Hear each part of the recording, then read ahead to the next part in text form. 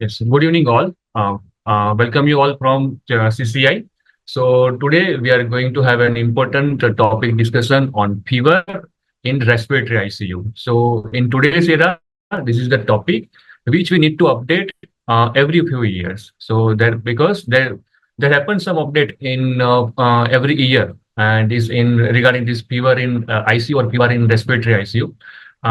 So thank you, CCI, for giving me an opportunity to moderate this today's session. And today we will be having a very experienced panelists of four faculties. We will be having Dr. Amit Jain. Welcome, Dr. Amit. He is a consultant pulmonary physician from Suvidha Hospital, Jaipur. We have another faculty, Dr. Anand Vardhan. He is a consultant pulmonary physician from Prakash Hospital, Noida. Welcome, Dr. Anand. We have Dr. Tony Luke Baby. We all know him. He is an HOD at Department of Pulmonary and Sleep Medicine at Thiruvalla Medical Mission Hospital, Kerala. And we have a Dr. MS Ratnamani, madam. He is senior consultant and head of Department of Microbiology at Apollo Hospital, Hyderabad. Welcome you all. So now we will start with my topic first on pathophysiology and clinical significance of fever in respiratory ICU. And then we will have another talk of Dr. Anand, who will be talking on diagnostic approach of fever.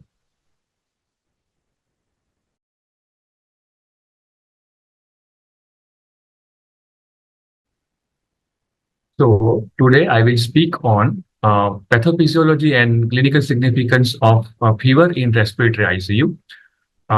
So as far as the definition is concerned, so it is the fever is as suggested by this Internal Medicine Journal in 2000, the disease process which lead to this complex physiological response, which lead to the cytokine release and increase, which leads to raise acute phase reactants, and that leads to endocrine plus immunological reaction, which leads to fever. So if we talk about the pathogenesis, because of this fever, there is a release of endotoxin, which stimulate lymphocyte in our body, which leads to so many interleukins and inflammatory markers release. That leads to some inflammatory reaction at the vessel level, capillary level. That leads to some release or leaking of the prostaglandin and some enzymes, and that leads to firing of the our heat sensitive neurons, and which leads to the heat production. So what happens? Heat production reduce, loss, and increase production, which leads to the fever clinically. So as far as this exact reading of the fever is concerned, according to IDSA and this Critical Care Medicine Society, the core temperature, if it is more than 38 degrees centigrade or 100.4 degree Fahrenheit, or two consecutive measurements of more than 38.3 degrees centigrade or 101 degree Fahrenheit, that is called fever in ICU. This is of non-neutropenic patients. In neutropenic patients, the fever is a single oral temperature of 38.3 degrees centigrade or 101 degree Fahrenheit, or 38 degrees centigrade or 100.4 degree Fahrenheit for more than 1 hour. That is called fever. And one condition which we need to take care is lower threshold should be considered in elderly patients on NSAIDs. So in such patients, if less than this reading of the fever, okay, we should consider them as a febrile patient only. Now, fever is good also in some way. So what happens? Fever is an adaptive response that has evolved over millions of years to help read the host invading pathogens. And temperature elevation enhances severe parameters of immune function, including antibody production, T cell activation, production of cytokines, and enhanced neutrophil and macrophage function. And fever is also bad in some way. How? It increases cardiac output, oxygen consumption, carbon dioxide production, and energy expenditure. And oxygen consumption increased by approximately 10% per degree Celsius increase in fever. These changes may be poorly tolerated in patients with limited cardiorespiratory reserve, in patients who have suffered cardiovascular accident or traumatic brain injury. Moderate elevations of brain temperature may markedly worsen the resulting injury, which is called secondary brain injury. Maternal fever has been suggested to be a cause of fetal malformations or spontaneous abortions. However, this association has not been proven still. what happens when there is fever? Causes and triggers of fever in critical ill patients, in ICU patients specifically, infection, inflammation, and some medication or side effects or some non-infective causes, which are the causes of fever. So we need to trace which is the etiology, whether it is inflammation or infection or purely non-infective cases. So, how temperature should be measured in ICU? So, there are some techniques: core temperature technique and peripheral technique. In core technique, peripheral artery catheter, then vesical temperature and rectal temperature. And if we talk about the peripheral temperature measurement, it should be done by oral way or axillary way or tympanic membrane. Now, which is the better and which is the gold standard, which we will discuss in our discussion afterwards. So, how common is fever in our ICU? So, this Lopland et al. This published article suggests around 24,000 ICU patients, 44% had the increased temperature, and more than 39.5 degree of febrile was in 8% patient, which had led to increased mortality. 20% was more in febrile patients compared to 12% who were not febrile. So fever has a significant epidemiological load in ICU patients. So now some small one slide brief of how to evaluate fever in ICU. So fever we will evaluate in infectious and non-infectious, which these two broad categories. So in infectious fever, if we delay diagnosis and treatment, we may lose the patient. The outcome may be worse. And in the same way, non-infectious causes are non-modifiable, and we should be very keen to check what is happening. And it also may be having a positive or negative outcome, or our patient have a worse outcome. How to examine febrile ICU patient? So there are some ways. Basic examination. We have to check volume or quality of the sputum to check for any respiratory infection, line or drain site appearance. So any catheter-related infection, surgical incision appearance means whether surgical site infection is there or not. Abdomen tender or distended. Abdominal sepsis, abdominal infection is difficult to diagnose in ICU scenario. So abdominal softness should be checked frequently if we are suspecting abdominal sepsis. Then in some advanced examination techniques are there. Now lung ultrasound is very important measure in today's scenario. Gallbladder ultrasound to check for acalculous cholecystitis, bladder ultrasound to check for distended urine and pyuria, and DVT examination. Some fever may be because of the DVT and related complication like pulmonary embolism and infarct. What is the clinical significance of fever in respiratory ICU? So if we have to check infection detection, this fever may be the cause of the some hidden foci of the infection in body anywhere. Respiratory, it leads to respiratory compromise, right? It is a prognostic marker. High grade fever continuously having patients, they are having a more morbidity and mortality compared to non-febrile patients, and targeted interventions. So fever is an important measure to intervene some important targeted interventions like procedures and antibiotic use or some only some supportive cares to be given or not. So fever has this much of clinical significance in ICUs. Now some clinical pulse in the end. So whenever there is fever, so common dictum we follow this fever is because of the infection only. So it is not like that. So nosocomial infection overdiagnosed, and sometimes we treat fever very overtly. So fever not always is a measure of infection. Fever is not necessarily dangerous always. Fever is not a sign of antibiotic deficiency, and fever antibiotics are not antipyretics. With this, I will conclude my talk. Thank you all, and I will ask Dr. Anand to give a presentation on diagnostic approach of fever in ICU patients. Thank you all.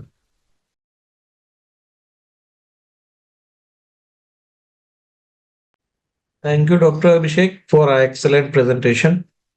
Now we'll talk about approach to fever in ICU. So, as already discussed, that approach to fever in ICU is for broadly dividing the patients into two categories. First is patient who comes in with a febrile illness. There, the cause of fever needs to be ascertained. And then there we have patients in the ICU who develop fever within their ICU stay. So there our concern is, why is this fever caused in the ICU? So basically, by dividing these two categories of patients, our approach becomes much more pinpointed. That we'll see how. Okay, so patients presenting to ICU with fever. So if patients are presenting to ICU with fever, usually patients can be again broadly divided into patients who have an obvious focus of fever, that is obvious focus of infection, that is infectious causes. There we need to find out the focus of infection. Like if we have got a patient who is catheterized, then likely focus of infection, first we have to rule out that whether the catheter is the cause of infection. Now coming to the second category of the patients. Second category of patients is acute undifferentiated fever. So there we will need to find out the cause of this fever. That is the fever which actually will not fall into the class which has been defined earlier. So now obvious focus, as we all know. So first one is community acquired pneumonia, acute CNS infections like meningitis, then urinary tract infections, abdominal focus of infection.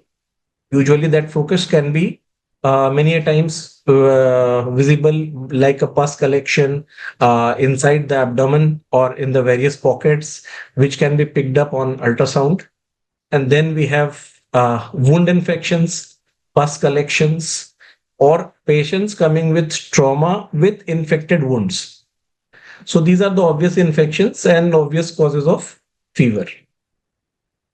So usually if a person is having fever, if a patient is having fever, why has a patient been brought to the ICU? So obvious reasons are, for few of the patients, there will be reason for ventilatory support because they will have concomitant respiratory failure and pneumonia. Few of the patients will have symptoms of shock and they will come for hemodynamic support, inotropic support, which will be given during the ICU stay. Then few of the patients will be undergoing renal replacement therapy. That is the patients of pre-existing renal failure, or patients who have during the course of their illness, now once they are presented with severe metabolic acidosis. Then patients who require monitoring. That is, this is the class of patients where we need clinical judgment, clinical acumen, and the institute's resources also come into picture. That what sort of resources institute has, where the place has, and that is the reason why the patient is being shifted to ICU. Then patients with neurological dysfunction or hematologic abnormalities. In all those cases, patients are shifted to ICU. In case of patients who have an obvious focus with for fever. So once we have seen these class of patients and once we have ruled out that, okay, the patient has come with fever, if we are unable to find any focus of infection, we are not able to find any pinpoint any focus for infection, then we go to the other category, that is acute undifferentiated fever. So acute undifferentiated fever, as the name specifies, that there is no specific focus is identified. And once no specific focus is identified, then we have to look for specific clues to guide in the diagnosis. That is, once you have ruled out all the focuses, you have investigated the patient thoroughly, now one has to look for clues to go to the diagnosis of the fever. So acute undifferentiated fever, again, you have to see for additional points. That is, whether the fever is with thrombocytopenia, whether the fever is with hepatorenal dysfunction, whether the fever is presenting with pulmonary renal syndrome, whether the fever is presenting with altered sensorium. So looking at these combinations of fever, we can try to correlate that what is the source of this undifferentiated fever. That is, you have not found a obvious focus, but you have found fever. Fever is coexisting with thrombocytopenia or with hepatorenal dysfunction, or fever is presenting with pulmonary renal syndrome, or fever has presented with altered sensorium, where you will have again a look at the CNS symptoms. So if we have fever with thrombocytopenia, we are going to definitely look for malaria. That is, and in malaria also we will be going for falciparum. That is, once you do a malaria parasite test, you will check for falciparum, and obviously in fever profile we include dengue, leptospirosis, rickettsial infections, and viral fevers, because viral fevers also very commonly present with thrombocytopenia. Fevers with hepatorenal dysfunction, again, we have to look for falciparum malaria, leptospirosis, scrub typhus, fulminant hepatic failure with hepatorenal syndrome. That also will present with hepatorenal dysfunction. Basically, this approach is for uh, pinpointing the diagnosis of fever. That why the undifferentiated fever has come, because now we have not got any focus. We are moving to the next part, that if fever has occurred in these combinations. So once we're coming to the third part. So once we have done this, we see fever with pulmonary renal dysfunction. If it is there, then again at the top, one of the top causes is, because India is a tropical country, so here we get malarial falciparum malaria, leptospirosis again, scrub typhus, hantavirus infection again is not that common. Then we have severe legionella or pneumococcal pneumonia. So pneumococcal pneumonia also can, severe pneumococcal pneumonia can present with fever with pulmonary dysfunction. Now coming to the next part, that is fever with altered sensorium. So fever with altered sensorium, as I said, that we will be looking for the parts of that, like we are not able to pinpoint the obvious focus to brain. So there we'll look for all the causes related to CNS infections. That is cerebral malaria, which can be again caused by falciparum malaria. Then encephalitis. Then encephalitis with, obviously the etiology could be viral, could be bacterial. Then meningitis with varied etiologies. Then typhoid fever, septic encephalopathy, and brain abscess. So brain abscess again, while brain abscess can be diagnosed with the radiology, as well as I'm not going to the detailed workup of brain abscess, but the fever with altered sensorium, usually what happens is, for altered sensorium, usually we go for CT, is a first line investigation done in ICU settings. So once it is done, you can also get used for collection in the brain in form of brain abscess. So now, having used this approach to see whether we have a focus of infection or whether we have a acute undifferentiated fever, but both of these approaches are for patients who have already presented with a febrile illness. Now, the second class of patients which we are going to discuss is patients developing fever in the ICU. That is, patient came as an afebrile patient for other reason. He was in ICU, and within the stay, he has now developed fever. So, patient who has developed fever in the ICU during the course of a stay in the ICU can be again divided into infectious causes and non-infective causes. So again, for infectious causes, as we know, that first we'll try to locate and pinpoint the focus. And for non-infective causes, once infective causes are usually ruled out, then we go for looking for non-infective causes of fever. So, infectious causes of fever, whilst the patient is in ICU, with more commonly, we can see ventilator associated pneumonias. Then the other most common causes, catheter related bloodstream infections, then urosepsis, intra-abdominal infections, sinus infections, and diarrhea. So now that we have already we already know that there is a lot of microbiology which is common in VAP and HAP. So that is ventilator associated pneumonia, hospital associated pneumonia. Sometimes patient will be coming from the ward with a fever to ICU, and sometimes patient will not come with fever to the ICU, but patient has been shifted. Now he has been put on ventilator due to respiratory distress, and by definition, once he's put and the gap is between at least 48 hours, so then the ventilator associated pneumonia can take place. So once the patient is on ventilator, our thinking will go in this way, that we are going to see the ventilator associated pneumonia, whether it's a catheter related infection, whether it is urosepsis, and so on and so forth. Now, once this list includes the fungal infections, that will include candidemia, that is infestation of the bloodstream by candida, and obviously we know that a lot of surrogate scores, candida score and all, we are using in case of this. But having said that, it is very tough sometimes to find a trace of fungal infection so easily in the blood. Then we have surgical wound infections, acalculous cholecystitis, endocarditis, and meningitis. So basically, these are very common causes which can be searched by extensive and planned investigations.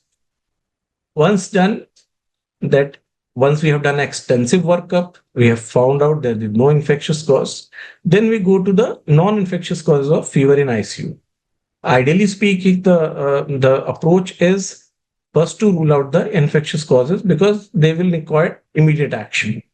Then the non-infectious causes also deserve equal weightage and equal mention, because sometimes we may end up hunting and pelting the patient with antimicrobial agents without thinking about the non-infectious causes of fever in ICU.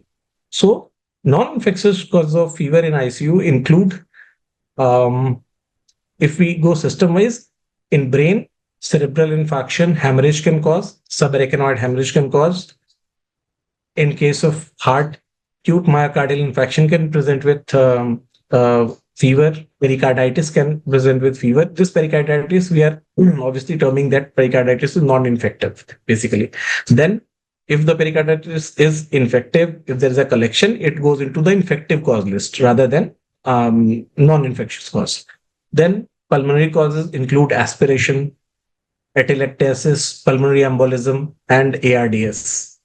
Then ARDS, obviously, again, while this list contains ARDS means ARDS is caused, which is caused by the non-infectious causes. Then abdomen, ischemic bowel, gastrointestinal bleed, pancreatitis is a very common cause, which is non-infective, hepatitis, cirrhosis, and adrenal insufficiency. Then one most important cause, and which is caused as non-infectious cause of fever in ICU is DVT, deep vein thrombosis, along with thrombophlebitis, which is seen in regular puncturing of for sampling during ICU stay. Then decubitus ulcers, which are formed while taking care of the patients sometime. For longer stay, decubitus ulcer is one of the causes. And then fevers related to drug, related to radiological contrast during investigations, fat embolism, neoplasms. Neoplasms, again, the thing is non-infectious causes. Neoplasm is always a very important cause, while neoplasms can secondarily present with infectious cause also by causing immune suppression and all. But in itself, neoplasm can also be a non-infectious cause of fever, whether in ICU or otherwise. Then blood transfusions, transplant rejections, and gout also can present with as a non-infectious cause of fever in ICU. Now that we have discussed everything in a very brief time period, so there is a lot of stuff and it is a very extensive topic actually. So it is just to set the tone of the panel that we are going to follow all this up with a panel, that we are going to set the tone of this thing with a very brief this thing, that we have got a very systematic approach how we are going to take this. So these slides were generously bought, brought and used from a presentation which was suggested by Vijay sir. And thank you so much, because he had suggested this presentation, and this was very apt and very crisply built. And I have tried to summarize as briefly as possible, that we are going to take this approach, the same approach which we have seen earlier in the previous 10 minutes. Thank you.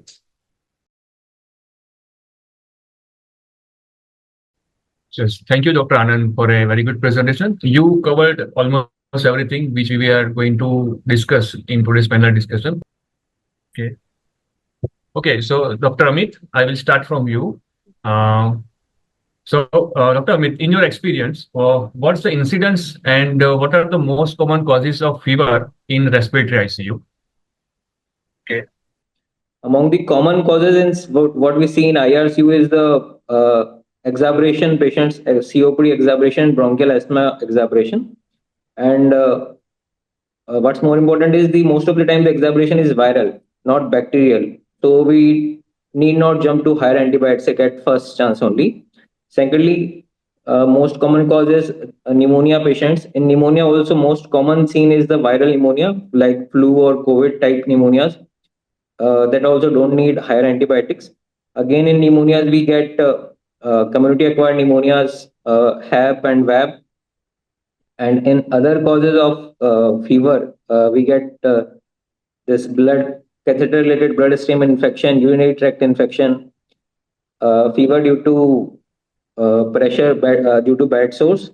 And again, the important cause, the infectious part, This uh, blood infection parts catheter-related cause bloodstream is infection, around urinary 60 tract to 60 infection, to 70% only. fever. The most of the other part, the 30% part, that's a big number. It's caused by non-infectious causes.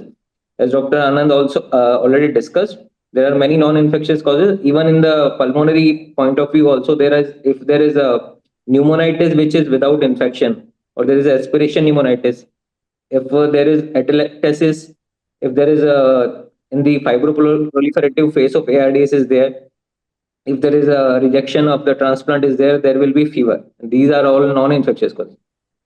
Similarly, in other systems also, like in cardiovascular system, if there is acute MI, if there is a if there is a thrombosis, DVT, thrombophlebitis leading to pulmonary embolism, or again pulmonary infarction, that is also non-infectious cause of fever. Neurological causes also there are, if there is a ischemic stroke, if there is IC bleed, if there is hematoma formation, if there is sudden withdrawal of antipsychotic drugs, like in neuroleptic malignant syndrome, or there is serotonin syndrome, or if there is withdrawal of other opiates or other alcohol, these are all causes fever. In gastro point of view, there is pancreatitis is there, calculus cholecystitis is there, hepatitis cirrhosis is there. Again, drug fever is an important entity, which we will touch in further discussion. And there is, if there is a, from endocrine of point of view, there is adrenal insufficiency is there, if there is a thyroid storm is there. Again, if there is a tumor lysis syndrome is there, if there is any history of blood product transfusion is there, these all may cause fever. Thank you, Dr. Amit, for describing these causes of these various causes of fever. Yes, I would like to ask, discuss with Dr. Anand Vardhan sir ki, or any of the panelists, what is the regarding drug fever, which is an important entity. Please throw some light on drug fever. Yeah, so drug fever was yeah, so drug fever should have been actually discussed a little later, because first we need to discuss this a diagnosis of exclusion basically. So while discussing drug fever, we need to understand that this is actually a diagnosis of exclusion. So with drugs which commonly cause drug-related fevers, which is known as drug fever, it occurs mostly with the beta-lactam antibiotics, with the antiarrhythmics such as procainamide, quinidine. Then it occurs with loop diuretics as well. So drug drug-induced fever or drug fever, as we call it, is basically a diagnosis of exclusion which comes after careful ruling out of all the infectious and non-infectious causes. So, occurrence of drug-induced fever occurs after 10 days of drug institution, sometimes even later than that.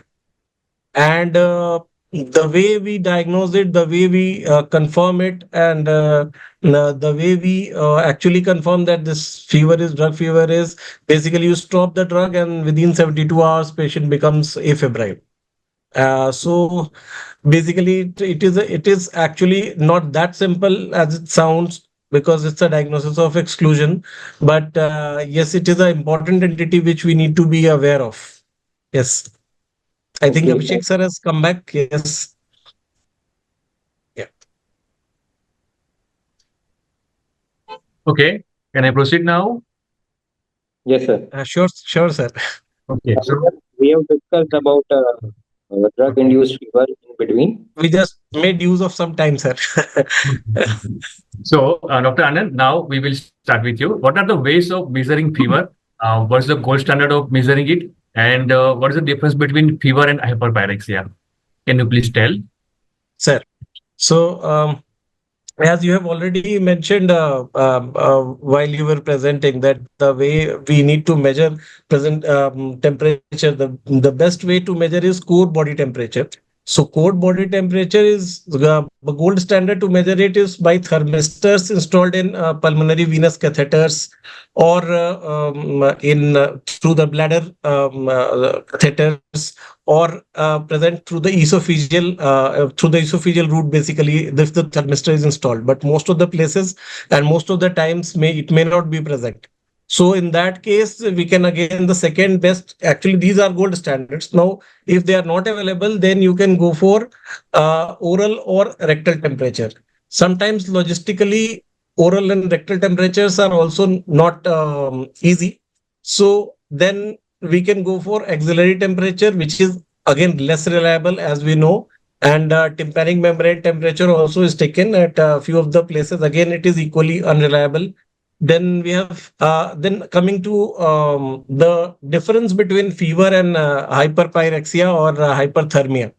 So basically, fever, as we all know, and we have discussed, that it is an interplay of cytokines which happens in response to body, and basically it is regulated by the hypothalamus, wherein the set point goes higher and we have a fever like reaction. So then, but in hyperthermia what happens is there is a loss of thermoregulation only. So thermoregulation is completely lost. So in that case, what happens is, due to the loss of thermoregulation, uh, there are two processes in the body. That is, one is the heat generation process, another is heat dissipation process. So heat generation process takes over and it exceeds the heat dissipation process, and eventually the body has higher temperature, like higher than 41 degrees Celsius or higher, basically. So from management point of view, a fever may be controlled using a antipyretic or using pharmacological therapies, but hyperthermia, we cannot bring the temperature down using antipyretics.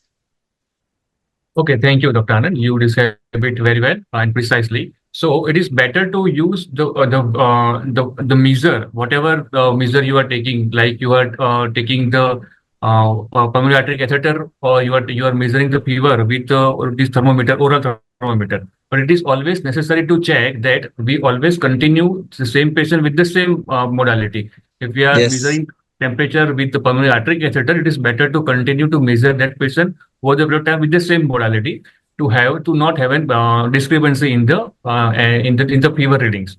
Okay, so now I will move to Dr. Tony. What are the most common? How will you approach a febrile patient in ICU, and what are the key steps you will take? Hi, Dr. Abhishek. Am I audible? Yes, you are audible. Yeah. Okay. So, primarily, what you have to think of first of all, in ICU, is it a medical ICU patient or a surgical ICU patient? Right now, first I'll focus on a medical ICU patient. So, number one is if it is a new fever or was it an ongoing fever? If it is a new fever that is starting now, means is the antibiotic coverage enough or not for the initial organism that we suspected, or is there any possible source of infection from the hospital itself that can cause a new fever or a new viral fever possibility, which may have been negative initially, it may be coming in newly now. This will be the basic outline. But now, as you're looking into the patient, the first thing is, first of all, we look at the vital signs. How's the temperature? How's the heart rate? How's the blood pressure? How's the respiratory rate? How's the oxygen saturation? With these vital signs, you'll usually be able to point into which direction or which organ is being affected at that point of time. So now, if you once you have found the, for example, oxygen is dropping, let us say it is a pneumonia patient or a post-surgical patient who's developing atelectasis. So then you have to maybe increase the antibiotic after taking fresh blood culture samples, fresh sputum samples, which you can send for testing. Do not directly increase the antibiotic. If you're starting antibiotic today, you have to give it 24 hours to 48 hours to act. Within 24 to 48 hours, you should not have to unnecessarily change an antibiotic if the first optimal setting was not right with the situation which you assessed with that patient. Now, if you get a new problem, for example, you send a urine report, you started an antibiotic initially for a lung infection suspected, later another organism comes in the urinary infection report. That comes maybe 3 days later or 4 days later. So at that point of time, if you're still having a new fever ongoing, then the issue is that is it the initial organism was not itself not responsive to the antibiotic, or is it the new organism or the one which is coming now, which is not sensitive to the antibiotic that is causing the new fever? Second, along with everywhere you should any fever, always suspect that maybe especially in the post-COVID viral fever scenarios, any of these infections can happen at any point in the ICU. It may not be possible in the readmission. It may come possible in the second day, third day, fourth day. So if you're having a new fever, always look at viral first before starting to change antibiotics and escalating antibiotics. Then another point is even if you look at the basic CBC, is something you should immediately repeat on the spot when you fever. Also look at the fever trends. Is it the malaria kind of fever?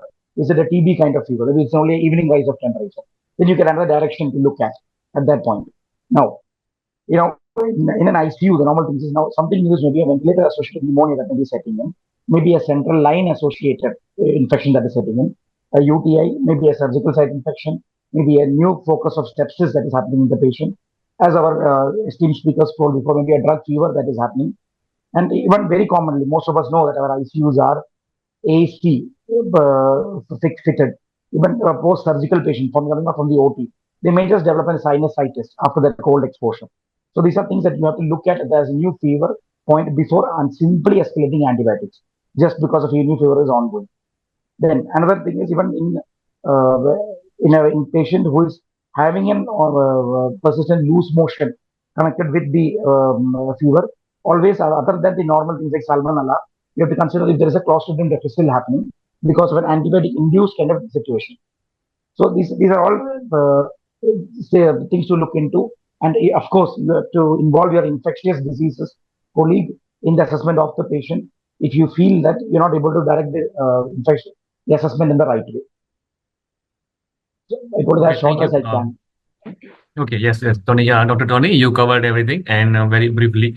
So, so now over to Dr. Ratna, madam. What are the most common pathogens associated with fever in the respiratory ICU, and how will we start the empirical antibiotic in such patients? Please, madam. Yeah. So I think we can broadly categorize into patients who have already come to the ICU. So most commonly you will think of the community acquired respiratory pathogens. So it might be seasonal also. Like we know that we have a lot of these viral pneumonias in September, October, November, and we see a lot of these H1N1's positivity. We are also seeing in the adult ICUs RSVs, which usually we used to report only in the pediatric patients. And post-COVID era, yes, we have to still look at COVID-19 cases also. But if you think of community-acquired other pneumonias, most commonly we see strep pneumo. Though in our country, the moment we get a sore throat or the moment we get a fever, we go and take an amoxicillin or quinolone. So the detection becomes slightly challenging. However, we have seen a huge increase in the community-acquired strep pneumonias, which we have seen in the last maybe 1-2 years. Other than that, Klebsiella, relatively lesser, and staph is relatively less. So these are most commonly. We should also have a high index of suspicion for some rare diseases like there are underreported pseudomyelitis, Burkholde's pseudomyelitis or melioidosis. That is another thing we have to think of as one of the other causes of fever. And as the other esteemed colleagues and speakers speakers told, when you talk about healthcare associated pneumonias, then most commonly when we see in our VAP is commonest is Klebsiella. Even our data showed of the last 10, 12 years, we have seen that from Acinetobacter, now it has shifted to Klebsiella, which is multi-drug resistant. The second common organisms, what we are seeing is Acinetobacter, and the third common one is Pseudomonas. So in our country, I have seen across and discussed with many of the hospitals, gram-negative is a major pathogen when we are talking about healthcare-associated pneumonias in a hospital, including ventilator-associated pneumonia. MRSA is relatively uncommon. That has been my experience. So viral pneumonias can also be acquired because of one of the attender or one of the healthcare worker can get subsequently giving it to the patient. So patient might develop viral pneumonias also. Yes, and thank you, madam. Yeah. You can, yes. Yeah, your coming to your second part. So for the empiric antibiotic therapy, every institute should have their own antibiogram and their antibiotic policy. It varies hugely from south to north to east to west. Even in a region, it can vary from hospital to hospital and institute because of the type of the patients which get admitted. You might have a transplant unit in yours, you might not have, you might have ECMO or a dialysis unit. So it varies hugely. So it is the role of the labs, microbiology especially, which makes sure that antibiogram is generated at least annually and an antibiotic policy is generated. So this antibiotic policy is what helps in starting empiric antibiotic therapy in these patients. You know that, okay, commonly I find Klebsiella, which is most probably an MDR and might be resistant to carbapenems. I might have to start on a high-end antibiotic, and later once a culture report comes, escalation, de-escalation can happen. So imperative that the hospitals have their own institute antibiotic policy and be guided by that empiric therapy. Yes, ma'am. Thank you, madam, for the very nice and clear answer. So the message is clear. So when we are dealing whether it is community acquired patient or hospital acquired, and according to our hospital's local antibiogram, we need to decide our antibiotics empirically. So now move to Dr. Amit. What are the specific considerations for managing fever in patients with underlying lung disease when we are talking about the patient of respiratory ICU?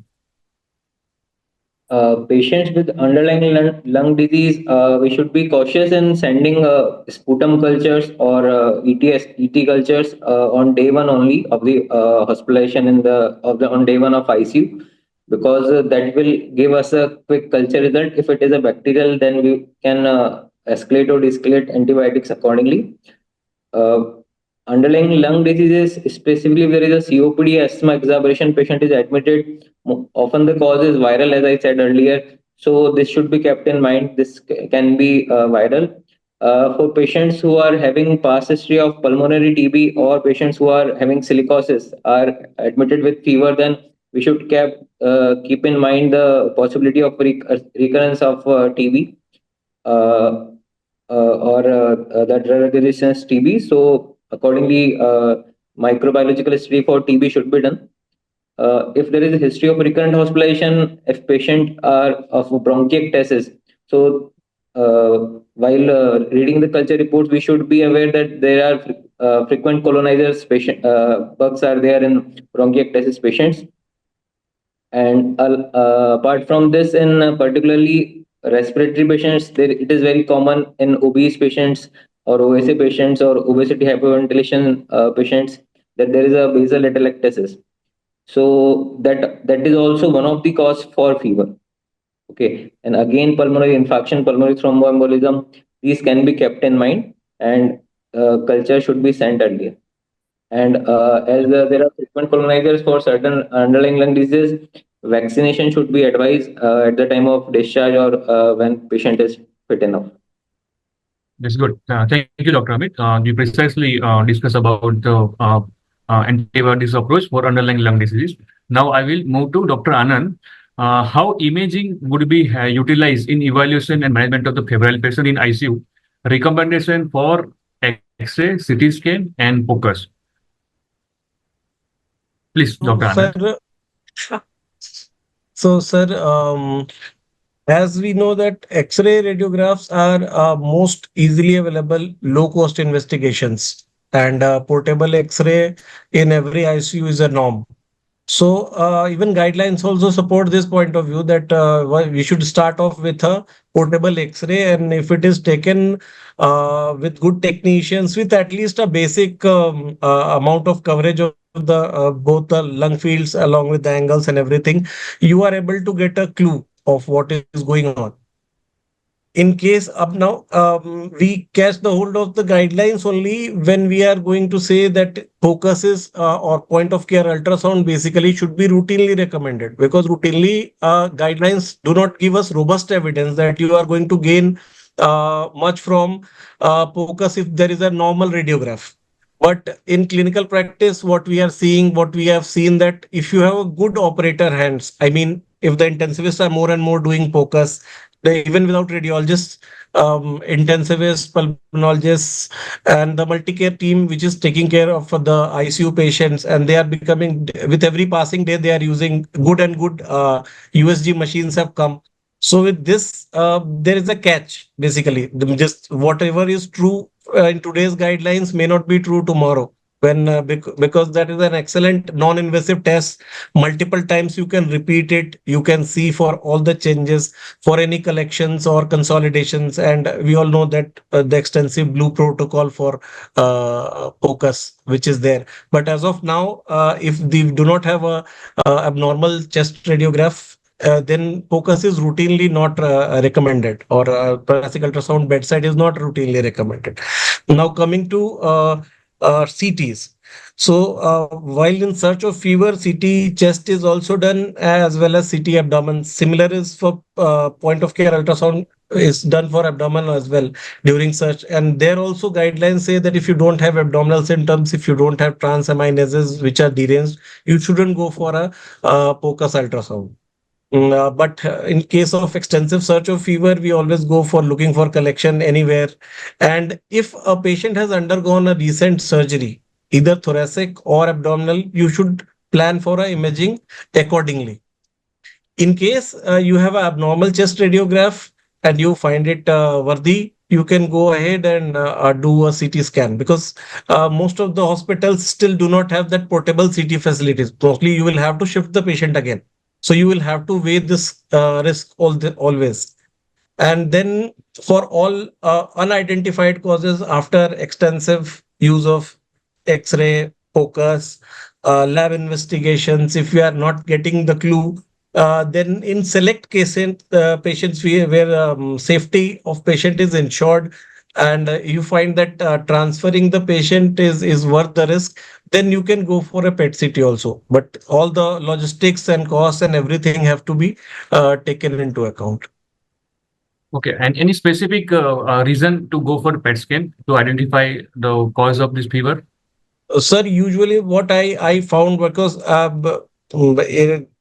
using your own practice guidelines and your own experiences and whatever is mentioned in guidelines. So guidelines say that if you are unable to find an etiology, then you can go for a PET-CT scan.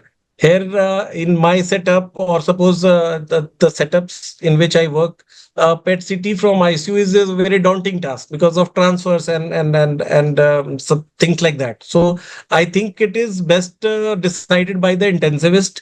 Yes, it is indicated in cases where there is an unknown etiology, you are unable to figure out, you are still in hunt of a focus, and you want to go for an imaging, which when your all other imaging options have failed, you can go for PET-CT.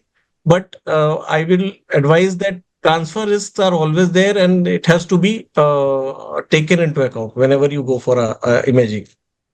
Sir. So the message is, okay, thank you, Dr. Anand. So message is X-ray must be done in all patients of fever. And if you find some abnormality, and if you feel that hypoxia is there, respiratory distress is there, and some lung pathology is there, and if you have an expertise available, then the point of care ultrasound bedside is the modality of choice in present era. If you have a personal and expertise there, then you can diagnose on bedside. Then basically whether we are dealing with the pneumonia or pulmonary edema or infarction or ARDS, and or means inflammatory etiology or infective etiology.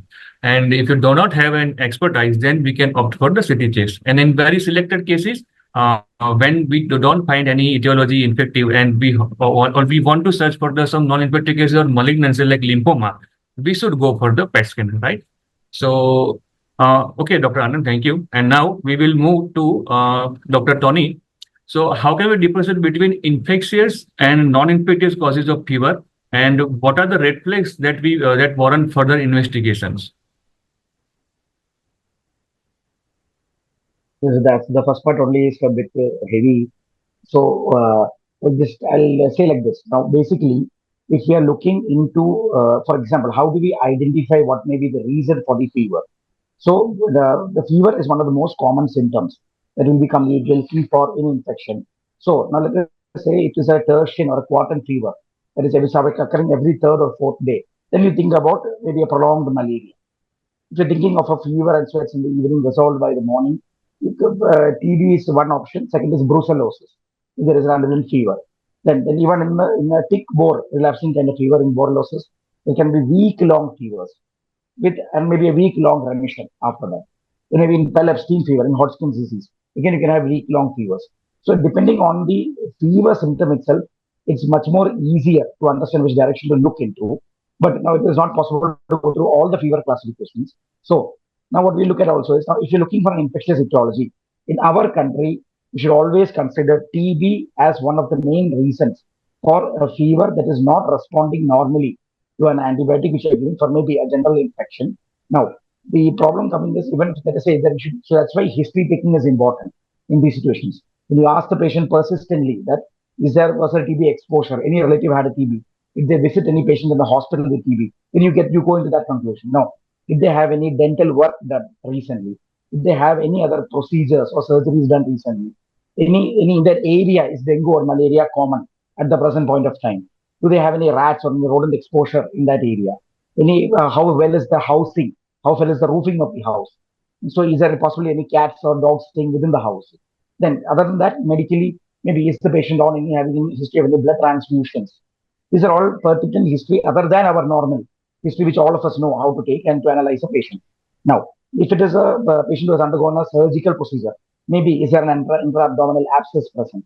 And maybe a perinephric abscess, another focus, psoas abscess.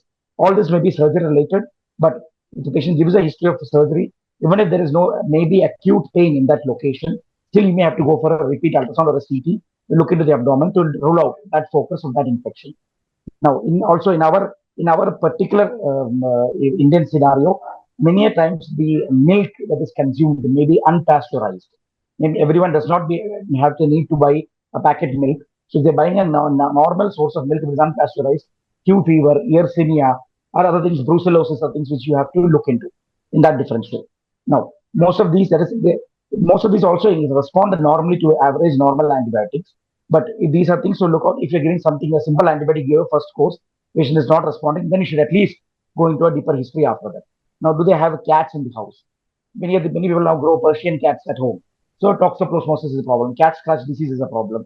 Now, even if they're frequent travelers, they're moving around a lot. And especially in a fever, one of the most important questions to ask, let us say before you expect the patient to lose consciousness, because in total privacy, you have to ask the patient about any unprotected sexual encounters. If that is, once the patient loses consciousness, nobody is going to know the answer for that after that. So, and that is something which many patients will not disclose also easily. So it will take some time to get that history out of the patient. Now, if you're looking at even oncological issues, any oncology can also present as a fever, which is unresolved with normal antibiotics. So any fever, the one or second antibiotic you change, still you feel that everything is covered, but still fever is ongoing, then you have to go into the in-depth investigation. For example, like PET is what you mentioned just now, is one investigation which will help us narrow down as to where the focus is. Is it in the bone? Is it in the brain? Is it in the heart? Is it in the lungs? Is it in the spine? If you find the location only, you can direct the treatment towards that. So, Abhishek, so this is what was the second part of the question? Okay, good. Thanks, Dr. Tony, for giving a very precise answer. So now we will move to Dr. Ratnamani, ma'am. So, madam, what's the role of inflammatory markers in evaluating the fever in our respiratory ICU patients, and what is the significance of them? How to utilize these in identifying infective or non-infective etiology, and when to use and when not to use? So I think there has been a wide variation in the opinion. There are multiple studies coming out. Sometimes they say biomarkers are very useful. Then again, something comes off and says that biomarkers are not very useful. I think I would like to categorically state here that no single biomarker can help us in predicting anything. It has to be a multiple biomarkers together, and that too in conjunction with other diagnostic tests, whether it's radiological or lab-based tests. Like the common ones which we see and which we ask for the clinicians to raise is one is of course CRP, which is more of an inflammatory marker, but it is definitely elevated higher whenever there is a bacterial infection suspect. Like in viral, it will be around 45, 50, and when it's a bacterial infection, it goes usually about 200. I'm sure we also saw, except in SARS-CoV-2, when there was a huge cytokine storm and other reactions happening, we did see very huge values in those patients. The most important, I think, very significant biomarker which of late we are seeing is a procalcitonin. So procalcitonin definitely has a role to play, along with maybe clinical suspicion, because it helps in the pretest probability, basically for knowing whether it's infection or not infection, not solely for guiding it. Yes, there are articles which support for its use for de-escalation. But usually, unless the PCT falls below 50% or 80% from your baseline value, usually the de-escalation doesn't happen. The de-escalations are more based on the clinical response, which is seen in a patient. So procalcitonin is a good biomarker. However, it has a good negative predictive value than a positive predictive value, because it also has some of these false positive values when patient is suppose a patient has undergone surgery, especially cardiac surgeries. You can see even up to 25, the value of 25, or trauma or burns patient, even with some antibiotics like amoxicillin penicillin group of antibiotics, also it gives false positive report sometimes. So procalcitonin, we have to be very, very careful. It can be negative also, sometimes false negative, especially if it is localized infections. In those patients and viral infections, procal can be relatively low also. So I think procalcitonin along with CRP is one of the things. These are host specific biomarkers. We can also see a pathogen specific biomarkers, like we have these beta-D-glucan and galactomannan, which are quite good, which helps, because usually when you look at invasive aspergillosis, galactomannan is quite helpful. Again, galactomannan has a good negative predictive value and a very poor positive predictive. It again cross-reacts to all these penicillin group of drugs, or patient is having a plasmolyte being infused. But it definitely does help us along with the radiological picture, as well as in the labs when we look at it's a simple mount which we have to see or do special stains to look for the fungal elements. Beta-D-glucan has definitely a role to play. Like we have some of these fungital and other assays which have been there for almost a decade or so. So we have some clue beta-D-glucan at which value, like the cutoff usually says more than 80, but even in these patients, it has been seen unless it's above more than 300. Our ID physicians usually do not start treating on an antifungal for these, along with blood cultures which has been sent. But beta-D-glucan has definitely some role to play in detection of candidemia. And beta-D-glucan again has a problem with false positive, like this can come positive in patients who are undergoing dialysis because of the fibers which are present in the filtration. And it has also been seen to be positive, especially when there is a use in the intra-op gauze pieces. It can come positive again with some bacterial infections like strep pneumo and pseudomonas. So there has been some cross-reactivity in these cases with beta-D-glucan. So I think it has to be a very balanced approach when we order it, along with cultures or molecular testings, whatever you are ordering. And once you have a baseline procal, then you start looking at whether it has really fallen or not for looking at a de-escalation. But do not base your treatment entirely just based on these biomarkers, is what I would like to say here. Yes, madam, thank you for giving very, very precise answer. So the message is very clear. We have to correlate our PCT and CRP or markings with the patient's clinical scenario. And it is better to check the trend of this marker than to check the one value of this marker. And it is also evident that recommendation that whenever you are in query of mild or moderate bacterial infection, then and then only we should send these CRP and PCD markers to check whether, to confirm whether it is bacterial infection or not. If we confirm, if we clinically, if we suggest that, if we check, if we confirm that it is a bacterial infection, then it is not necessary to send these markers to confirm it. And PCT has a level 1 recommendation to stop the antibiotics or discolored antibiotics, but it is no any specific indication to diagnose whether it is bacterial or non-bacterial infection. Madam, you also mentioned very important role of BDG, beta-glucan and galactomannan in identifying the fungal etiologies. Can you please throw some light on serum galactomannan and its significance, and in neutropenic patients and non-neutropenic patients? Yes. Yeah, so serum galactomannan, as I told you, is a very good indicator for detecting invasive aspergillosis.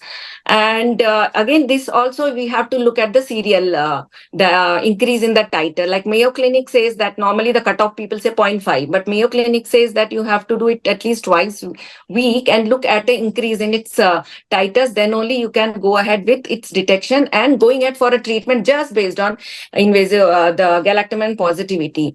In neutropenic patients, it does help. Like many a times we might have to look at early treatment for these patients, or starting antifungal therapy also for these patients. So there is some amount, though it is not very highly recommended for these patients to use serum galactomannan. And as I said, again, they have a very poor positive predictive value. If it's negative, you're sure that it's negative. You know that, okay, mostly my patient might not be having a fungal infection. But if it is positive, then you have to definitely look at other clinical features, look at the radiological features, and have that dialogue with your microbiologist. Pick up the phone and say that, okay, I'm seeing most probably a fungal infection. Can you have a look, do certain more strains and look at whether it's a fungal infection. So that's very important. Yes, thank you, madam. So the message is clear. If patient is neutropenic, it has a better predictive or positive predictive value of serum galactomannan. If patient is non-neutropenic, and if we don't find any abnormality on CT chest or X-ray chest, it is better to avoid this sending the serum galactomannan. And here it is better to go for the bulk galactomannan, right? Okay, so now we will move on to Dr. Amit. Dr. Amit, can you please say a patient is on mechanical ventilation, develops a new fever, very common occurrence in our ICU. How do you evaluate for this VAP? And what are the diagnostic criteria? And how will we differentiate VAP versus VAT? VAT means a ventilator-associated tracheobronchitis. Okay, yeah. So any patient who develops fever post 48 hours on mechanical ventilation, we have to suspect VAP, that is ventilator-associated pneumonia. Coming to your last question first, difference between VAP and VAT. Ventilator-associated tracheitis is presence of clinical signs of tracheal secretions, increased tracheal purulent secretions, along with fever, respiratory distress, and gas abnormalities, ABG abnormalities. But there is no new radiological or X-ray findings, no determinant of X-ray. Whether VAP, ventilator-associated pneumonia, is presence of all these things. That is, there is fever, there is respiratory distress, there is increased tracheal purulent secretion, there is ABG abnormalities are there. Plus, there is some new infiltration in the X-ray. So that defines VAP. So how to evaluate the patients who are suspected of VAP? Basically, three things. First is clinical and lab data. Second is radiology. Third is microbiology. Clinically, what we see is if there is a fever, if there is tachycardia, if there are leukocytosis is there or leukopenia is there, and if in the lab, similarly in the radiology, if there is new findings in the X-ray, there is new cavitation is there, new air bronchogram is there, new infiltrates are there, there is pneumatocele is there, and thirdly, microbiological data, if there is new growth in our cultures. So these are the things to evaluate in a patient suspected with VAP. And now the diagnostic criteria, if any patient on ventilator more than 48 hours, any new X-ray shadow, that is the primary requirement. Along with that, if there is out of the next three findings, if there are two of the three findings, like if there is a fever, hyperthermia, fever more than 101 degree Fahrenheit, or hypothermia. Secondly, if there is TLC more than 10 or less than 5,000. And thirdly, if there is increased tracheal secretions or ABG abnormalities. So X-ray plus two of these three findings, we use this to diagnose as WAP, label as WAP. Okay, good. Thank you, Dr. Amit. So, Dr. Anand, now we will go for the next phase. What's the role of early invasive sampling or bronchial lavage for fever evaluation in management of pneumonia patient? And what precaution will you check here? So, sir, we have already seen that during our presentations and everywhere that sampling is important, but the way we take the sample is also important. However, with repeated trials, what they have shown that except for a few pathogens who reside in the lower respiratory tract, apart from that, you do not require actually BAL to take samples because there was no significant difference found in multiple studies that they did that if whether you are taking a ET tracheal culture or whether you are just using a tracheal aspirate or whether you are using a mini BAL. In all the cases, the yield was more or less the same, and it didn't bear any significance on change of the diagnosis or the ultimate outcome of the patient. So, again, I would say that if a patient is very sick, very hypoxic, and we don't have we don't have proper indications of going inside with a bronchoscope, because if we are able to get the samples in 80 secretions, there's no need to do a bronchoscopy in those patients. If we have additional indication for doing a bronchoscopy, say we have a lobar collapse, we need to go and clean specifically and then take samples, come back, then maybe we can take that chance. But if the patient is very hypoxemic, and in that case, if we are doing a bronch, it is very difficult. And we all know that we all are doing that, that we are using intermittently. We are going in through a tube and coming out and taking samples. But eventually, we can also use mini BAL or protected BAL specimens to take the similar samples. However, again, the superiority has not been proven in any studies. In the larger studies, they have not seen any advantage which you get from a protected BAL or you are getting from doing a bronchoscopy in particular, and not doing a mini BAL in that case. So Okay, so ultimately, thanks. sir, it is the clinical judgment basically which we do, and per se for diagnostic sampling, BAL is not that much there's no unique requirement of BAL to be done. Okay, so thank you, Dr. Anand. The message is clear. So if we are evaluating febrile pneumonia, then it is not mandatory to take the BAL if expertise is available. And if we patient is hypoxia, we can take quickly by BAL by doing quickly in and quick out. Then it's okay. But if expertise is not available, then it is not mandatory to take BAL, ET culture or sputum cultures or protective brush of this specimen, and mini BAL is also equivalent as far as to check for the etiology of this culture by compared to bronchoscopic bronchoalveolar lavage. Okay, so now we will move to Dr. Tony, a patient in our respiratory ICU, in post-operative patient has a persistent fever. How will you approach it? And what are the potential non-infective causes of the fever to consider in this post-operative patient in our respiratory ICU? I'll say it like this: the non-infective causes for fever can be many things, from CTD to malignancy to other unthought of things before the surgery took place. But usually it is a surgical related cause that may be a reason for the fever, especially if a decent enough pulmonology fitness or cardiac fitness was taken before the patient was taken for surgery. So if it was an emergency case where you could not take a history or you could not do a proper assessment or a fitness evaluation, then there is much higher chance of the patient developing this kind of a fever after the surgery happens. But the first point you look at in a respiratory issue is how bad is the patient? Is the patient, is the respiratory rate going up? Is the heart rate going up? Then number one in most of the surgeries, number one thing which you should never ever miss is pulmonary embolism. The number one criteria, if you think of any deterioration suddenly in the patient, is pulmonary embolism. For that, you do a D-dimer, do the other evaluations, and rule it out. Is there any deep vein thrombosis possibility for the patient? Is there any other risk factors which are pushing the patient towards this kind of a problem? Number two, when you are normally in that situation, in a post-surgical patient, is systemic inflammatory response syndrome you have to look for, which is stress, in which you have to look for if there is any of the out of four criteria. One is the temperature should be higher than 38 degrees or less than 36 degrees Celsius. Heart rate should be more than 90 beats per minute. Respiratory rate is more than 20 per minute. WBC should be more than 12,000 or less than 4,000. Any of these two criteria, if it is met, then you are consider you're dealing with a serious happening order. Now, in a surgical situation, even pain can be a reason for fever.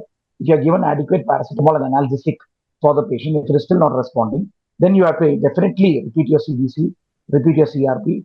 Even if you have sent the procalcitonin before surgery, you have to repeat the procalcitonin after the surgery. When the new fever happens, and along with it, usually fungal may not come immediately in a immediate post-surgical situation. But if a patient is in a prolonged time post surgery not able to extubate the patient is going into a prolonged ventilation, then you have to definitely suspect fungal also in that situation. Always you have to remember that any fever, any lines, look at the lines, change the lines. Look at any from external, any access into the body cavity, including urinary catheters, you have to take and change. Now, many a times if you take an LFT, a D-dimer and a CBC, CRP procal should be more than enough to narrow down your cost for changing the medications. And if you feel that maybe a possible aspiration has occurred during the surgery, you have to add clindamycin as additional coverage. And especially as one of the speakers earlier told, in a surgical cases, if the adequate fitness was not taken prior, lung atelectasis, especially basal segments, is very much a common occurrence that happens, for which sometimes you may have to take a CT to confirm it. It may be visible on an X-ray also, but usually a simple chest physiotherapy, a targeted respiratory therapy action, it should be enough to help open it up. And that is why in-service spirometry is a very, very important part of post-surgical care for a patient. If you are expecting in an obese patient to have a sort of atelectasis after surgery, it's always better to initiate the in-service spirometry and breathing exercises before the patient goes for the surgery itself, and give it some time to pick up on that, and then only go for the surgery. So these are things which are in general to be taken up when you're looking for a fever in a post-surgical patient. Okay. Thank you, Dr. Tony. And in addition to what you say, so you covered almost everything. But in post-operative patient in ICU, if fever develops within 48 to 72 hours, it has been considered that this fever is non-infectious mostly because of the stress of the surgery and incision. And if in most of occasions, and after 72 hours, if fever is there, then it should be considered for the infectious causes. So this is the thing we need to check in post-operative patients, specifically in ICU. So now over to Dr. Ratnamani ma'am. Blood cultures in evaluation of the fever. How much sets if patient is without central venous catheter and patient with the central venous catheter, and a role of rapid molecular test on blood for fever of unknown origin. Thanks for asking that question, because somehow even after so much advances in the field of diagnostics, when it comes to blood culture, we are very stingy. So it's important that minimum sets what we want is 2 sets. So when we say 2 sets, it means 4 blood cultures, 2 aerobic and 2 anaerobic, because that concept that anaerobic does not grow. No, many of these are obligate anaerobes also. So we have got growths in anaerobic blood cultures before the aerobic blood cultures. So ideally we would require 3 sets that will help us, but at least 2 sets. That means 4 blood cultures should be given, and each blood culture bottle should have at least 10 ml. For an adult patient, it should have 10 ml in each blood culture bottle, because that's how a ratio of the media with the blood culture for enhanced growth of the organism is being built. And many of us have now continuous blood culture monitoring system. So it definitely helps when we have a greater amount of blood culture sent to us. More bottles definitely has shown that compared to 2, 3 and 4, 6 total 6 blood cultures and bottles are sent, the yield is almost all 98% compared to when it is only 1 set or 2 blood culture bottles. Now coming to the question that how do you take blood culture when there is no central line? It is better to take from 2 sides. It can be from right hand and left hand from the peripheral side, and once blood culture of anaerobic, and aerobic and anaerobic. Unless you are suspecting some infective endocarditis or something, then you will have to send at least 3 sets, which needs to be 30 minutes to 1 hour apart. Whereas when a patient is having a central line, one blood culture from the central line and one blood culture from the peripheral line.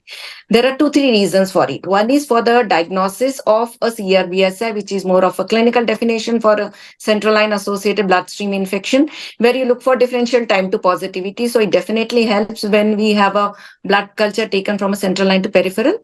The second important thing is many a times the central line itself might be colonized. So if only your central line grows and the peripheral does not grow, you have to also think in terms of the contamination. So when you have a central line as well as a peripheral line, both blood cultures from both has to be taken.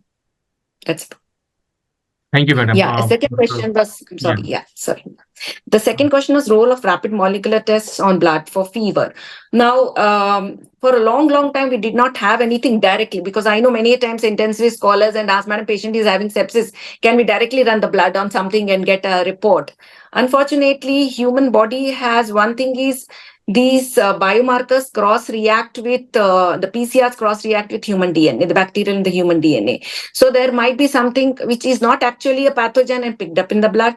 Second thing, it also has PCR inhibitors. Our blood has so many antigen antibodies that we have PCR inhibitors, so they might not grow. Of late, there have been a lot of advances in the detection of pathogens directly from the blood. In India, we have still not got commercial ones. There are home brewed ones or like customized panels available. A very promising one which we are recently seeing is use of metagenomics.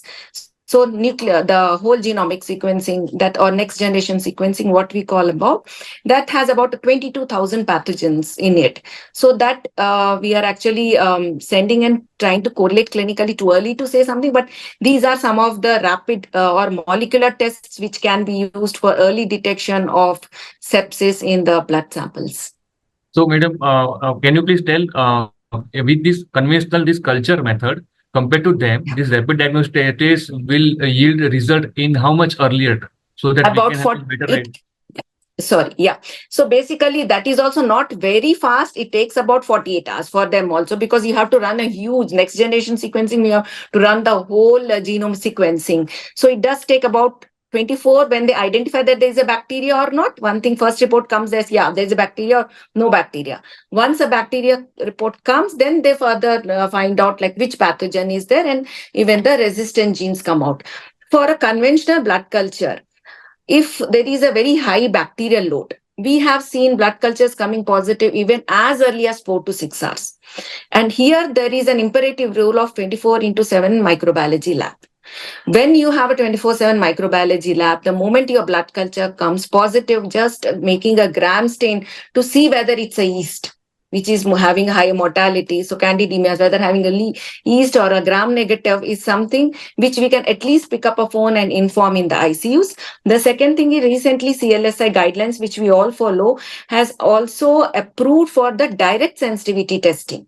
So we can directly take the blood culture bottle which has come positive and we can put a manual sensitivity. We might not know what is the organism specifically, but by that time at least we will have some idea of the sensitivity pattern. So these are two things which is there. So another thing is the limited library in a bacterial culture. Like we all go for automatic ID system, but they will have a limited library. But when you go to a next generation sequencing, the library is huge. There might be some rare pathogens which might be picked up.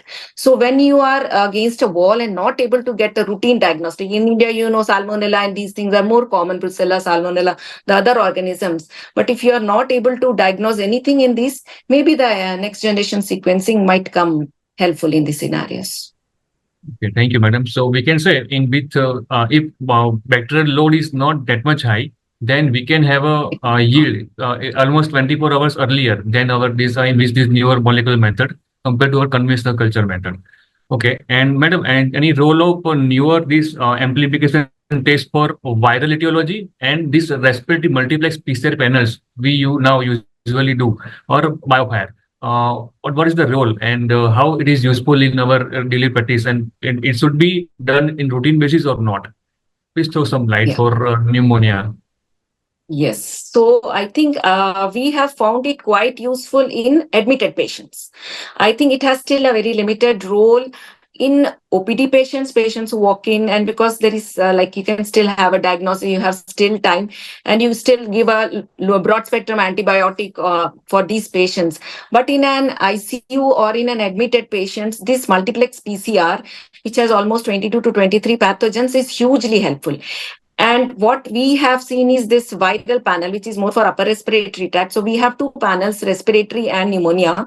Respiratory panel is a huge help because it definitely picks up RSVs, human metapneumovirus, our H1N1s, the routine influenza A, influenza B. So at some stage, this definitely help us in antimicrobial stewardship also, because you know that you are dealing with a viral infection as well as infection control.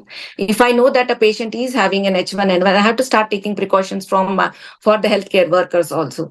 So respiratory panel for viral and pneumonia panel has also helped us, like organisms like Legionella, Mycoplasma. Mycoplasma, especially, you don't grow easily. You cannot grow it in a lab. So that usually you go by a radiological picture or suspect atypical pneumonias. So that helps definitely in a pneumonia panel. And they also have these resistant genetic markers. So you know that, okay, if I am having a Klebsiella, they also give colony counts. So it's more than 10 to power 7, 10 to power 5. And along with the resistant genetic markers, like it's an NDM or an OXA, or is it a VIM? So various carbapenem resistant markers are there.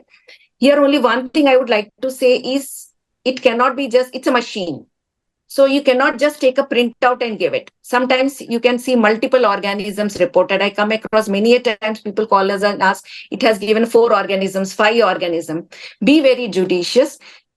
Clinically, correlation has to be done. Also look at the colony counts, look at the type of organism which has come. If you see a human rhinovirus and you see a strep pneumo, you have to see which is more pathogenic, discuss and then release this report. So that is a major caveat whenever you are going ahead with a molecular diagnostics, because they pick up also dead bacilli also. And second thing is, it might be something which is only a contaminant or a colonization and might be picked up. That's where the role of a clinical microbiologist also comes.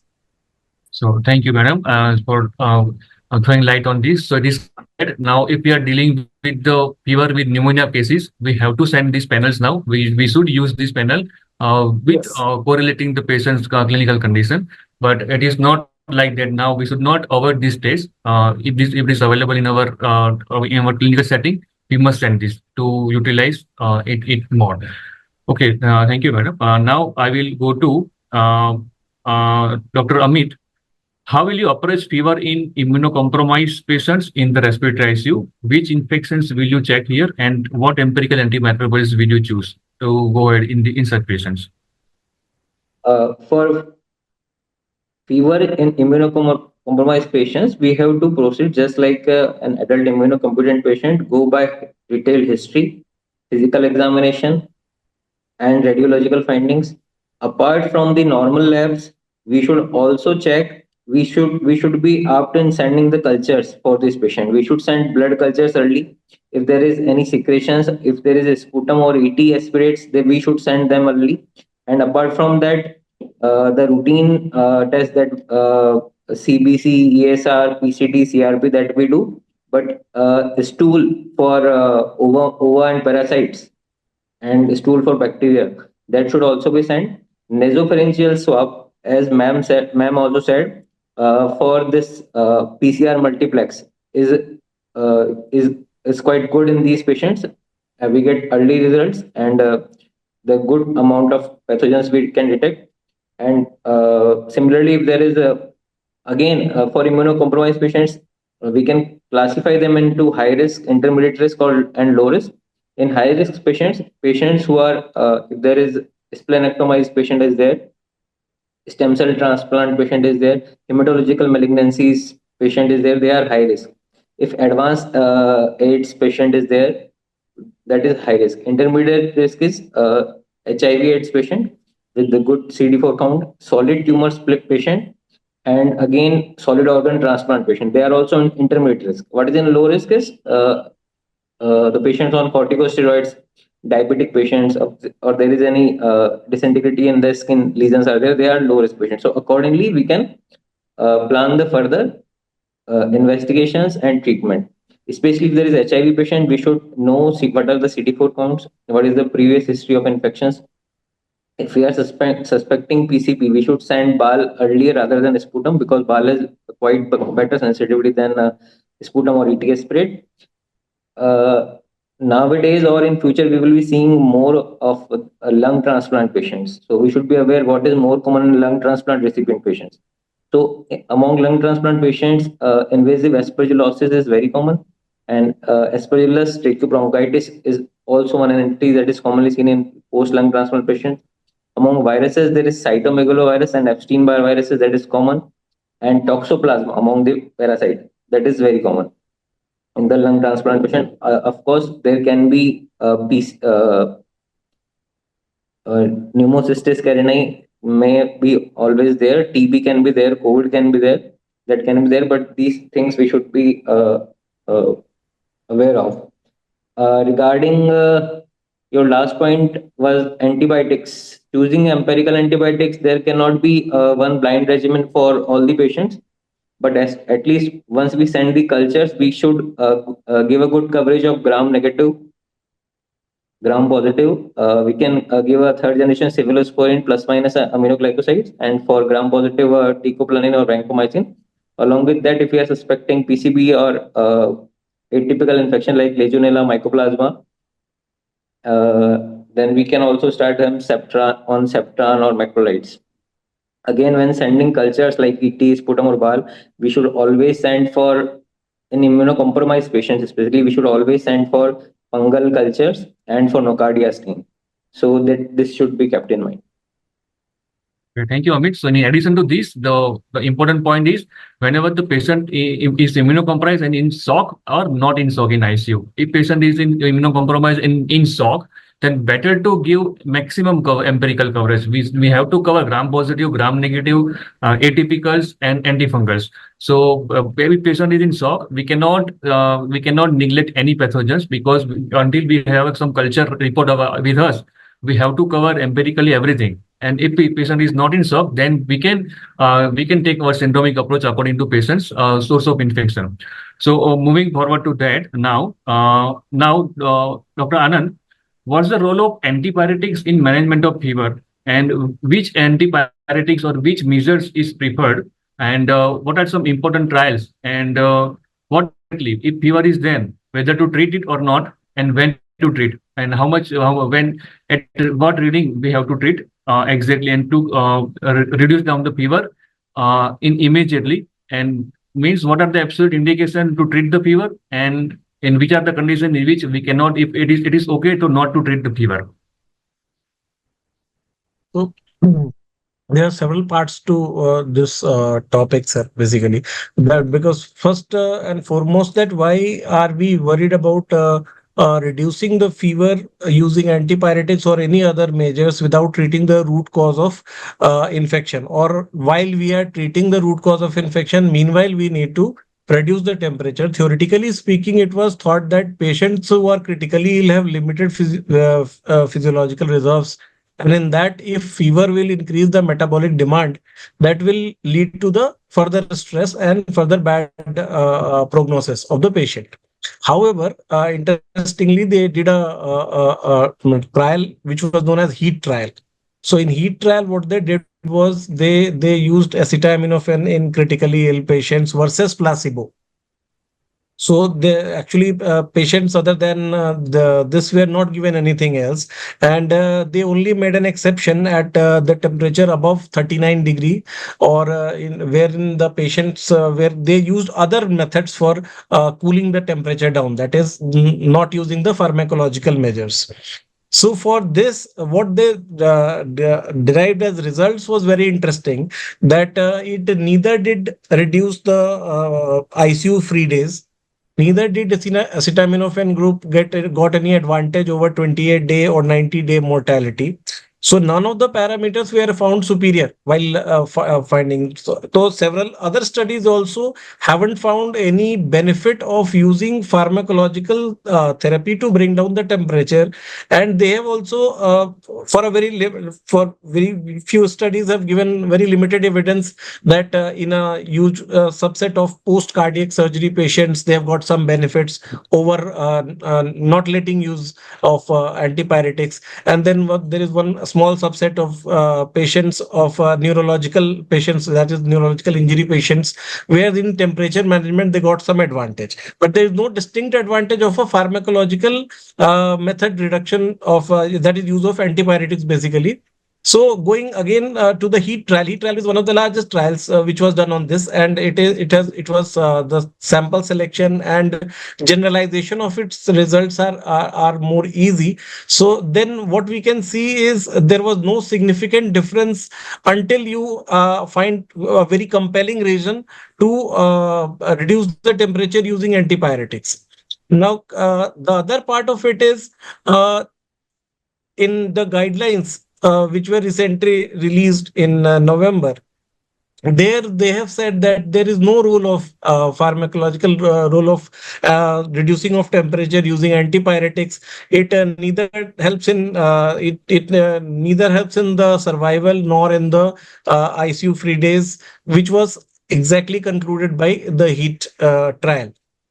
Apart from that, what they say is if the patient is conscious and he is having this problem that okay, I should not have fever, or relatives are anxious about it, that also they have mentioned that if the attendants wish that the temperature should be brought down, then only you should be using in those select patients. They have not even given the verdict for the subset of patients which were formally or conventionally which were considered that okay, we should go and reduce the temperature using antibiotics in post cardiac patients or post surgery patients after say so to reduce their stress and to and in patients with limited physiologic reserve. So they have not found any mortality benefits because they in the heat trial they whatever they used they didn't select patients according to their physiological reserve. All groups of patients were selected and they couldn't find a difference.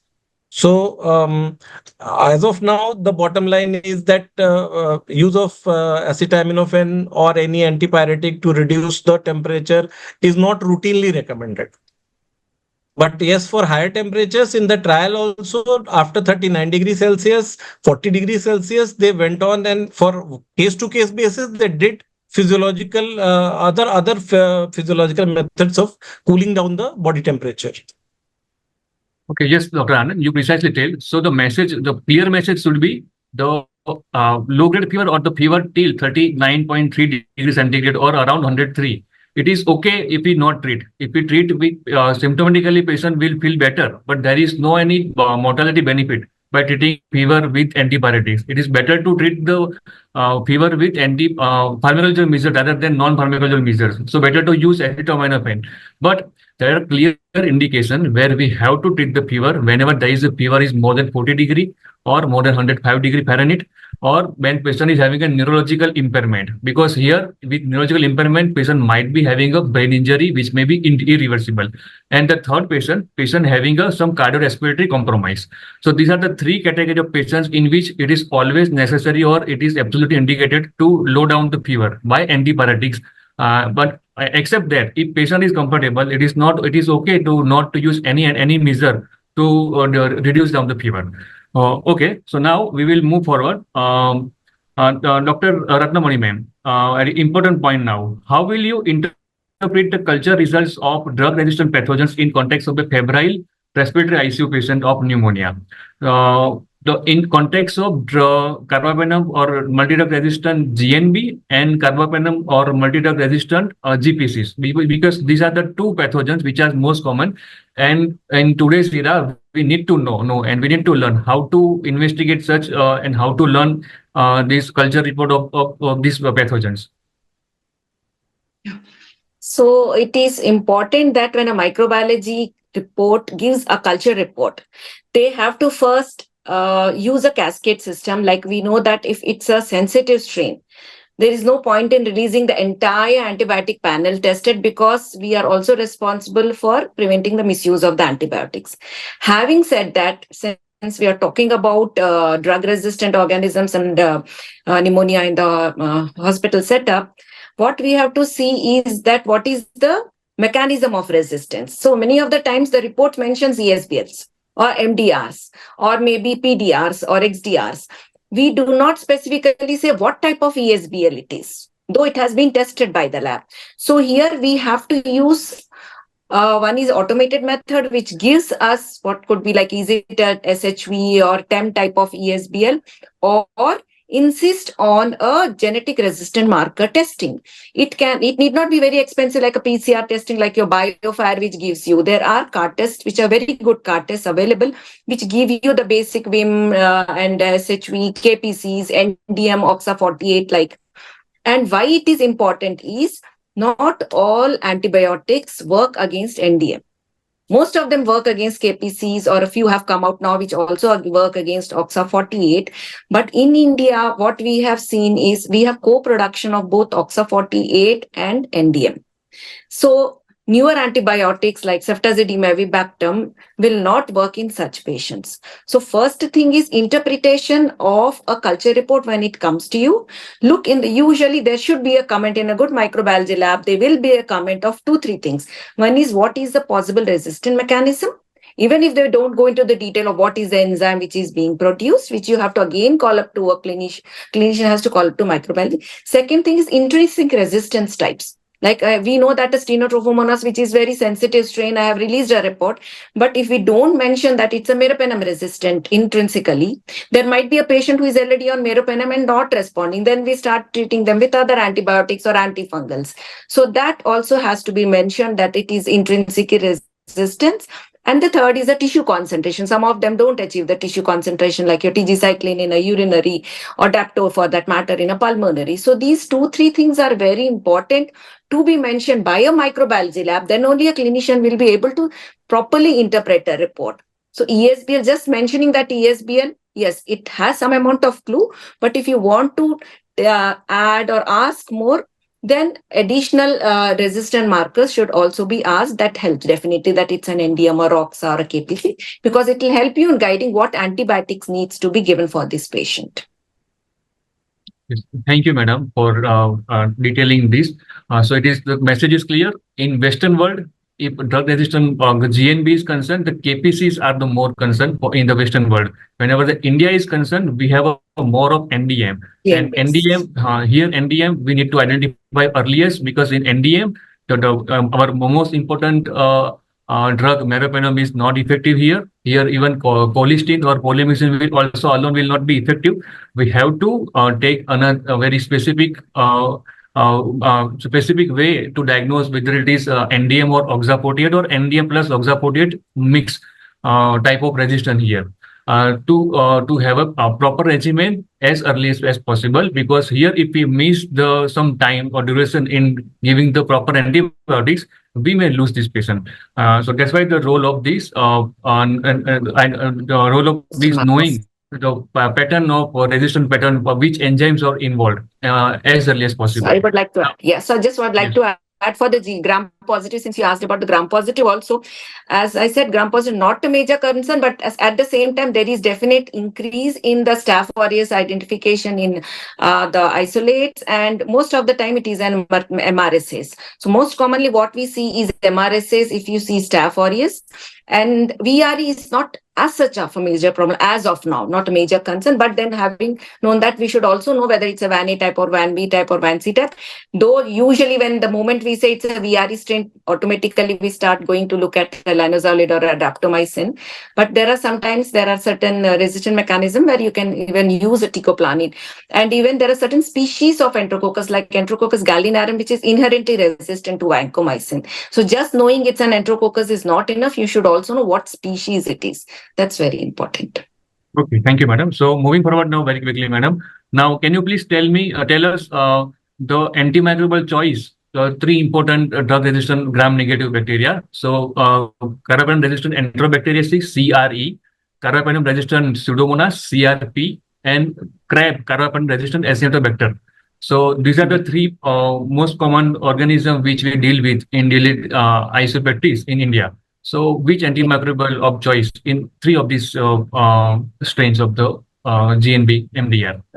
Yeah, so for this one is again, of course, you have to know the resistant mechanism and the susceptibility pattern.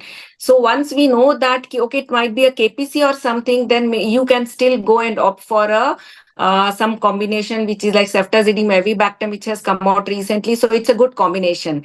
But if it is something like NDM and oxafortate together, so this won't work. Then in that scenario, you will have no option but to use colistin. Unfortunately, colistin as per CLSI now, it is not in a susceptible range. So it always comes in an intermediate category because breakpoints have not been defined for the clinical improvement. So a combination of colistin along with, you have to look up if there is any ceftazidime, sulbactam or meropenem for that matter. If the MIC, though it is resistant, but the MIC is less than 8, then you can still use it as a combination for the carbapenem resistant Enterobacteriaceae. If you talk about Pseudomonas, now Pseudomonas, one major change has been that now aminoglycosides have been shifted into intrinsic resistant type. So if you see, most of the labs are not reporting now any of the aminoglycosides for its sensitivity.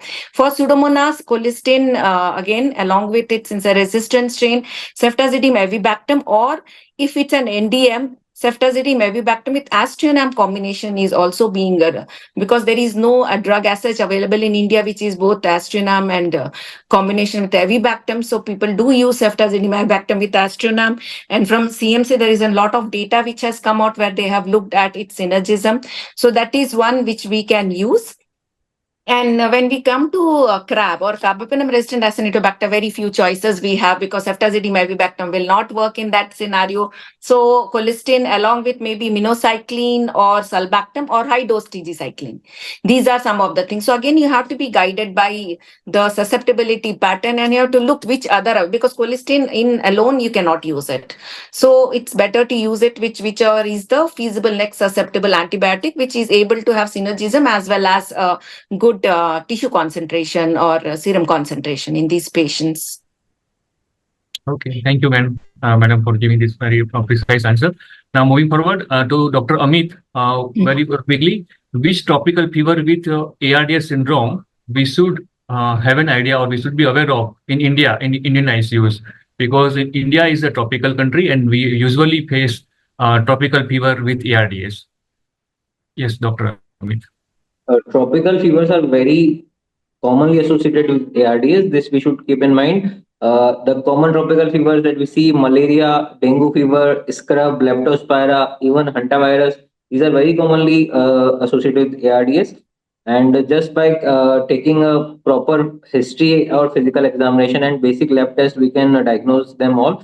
If there is a high grade fever with chills every 48 to 72 hours, then we can think of malaria and dengue. We all know there is a leukopenias and thrombocytopenias.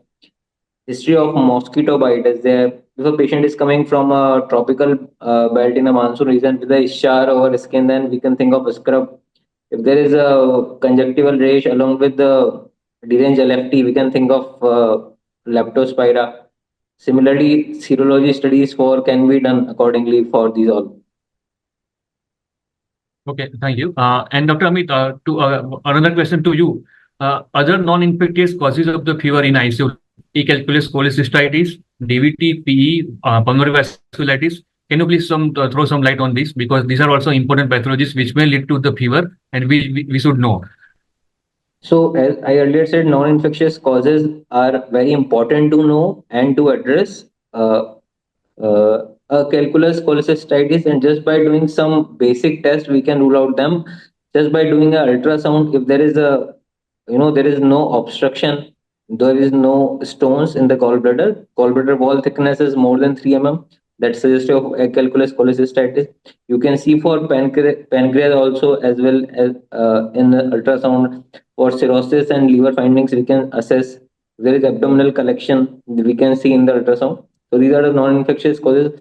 For DVT and PE, if we are suspecting, we can do a venous Doppler D-dimer test, and we can look in the PASI criteria. If we can further SOS do a CT pulmonary angiogram.